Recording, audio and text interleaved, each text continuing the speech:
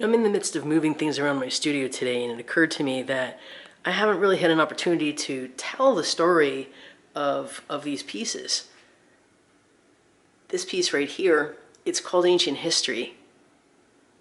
And I guess you could probably say that maybe this one is ancient history too. But if you look really closely, they're made up of little bits, little mosaic tiles, or, whatever you want to call them. But what I did earlier this year was I took over 20 years worth of my personal journals, which were filled with primarily reflective writing, which is, bitching, whining, and complaining, rehashing things, trying to figure them out, doing the work. And I shredded them. And I could still see some of the words when I shredded them, and it just didn't feel like enough. It didn't feel like enough of a way to really let them go. And so I turned them into paper.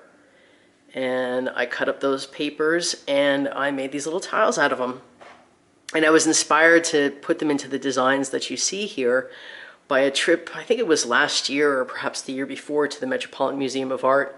The first time I was ever there, went into this section that had all of the Egyptian relics, and I was really taken by the care to which they would arrange like all the little scarab beetles on a shelf. And so I kind of arranged these as I thought relics might be arranged. Ancient historical relics, so to speak, would be arranged in a museum. And so these are the first two pieces that I've completed. I have a lot more of this paper left, and just to give you a quick little look as to what that paper looked like, it was more cardboard or molded than anything, but you can see it. I didn't run it through a blender, so it was very pulpy, and I didn't really know how to make paper, but I built myself a decal in a mold, and I kind of just figured it out. So this is very thick. I don't know if I can get that to focus on that, but it's a very thick sheet. It's kind of hard to cut, but it's how I made these little pieces. And I have a fair amount more of this, and I'm trying to decide what I'd like to do with it. But there was a lot of letting go involved in shredding those journals and then creating something new from them. And these over here, I actually only put some clear gesso on top and some gold acrylic paint around the edges, but if you look really closely, you can actually still see some of the words, or at least some of the letters, or that they look a little bit like you can tell what they may have once been. So it was a very cathartic process. When I used to blog for Rhodia Drive, I used to occasionally write posts and ask people, what they did with their journals, if they kept them or if they destroyed them, or if,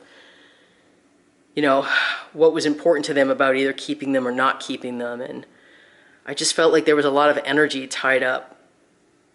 And I also read them before I let them go. I mean, I didn't read them word for word, but I did flip through and skim through about 4,000 pages of journals. And it was a lot. It took a lot out of me. And it was really fun, when I had these big buckets filled with slop.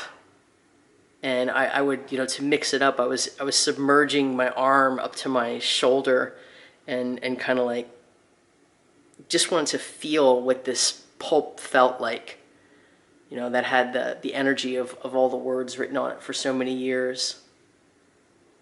So there you go. These are my ancient history pieces. There's probably going to be more to come, but I tend to jump around from project to project and come back to stuff when I'm able. But thanks for watching.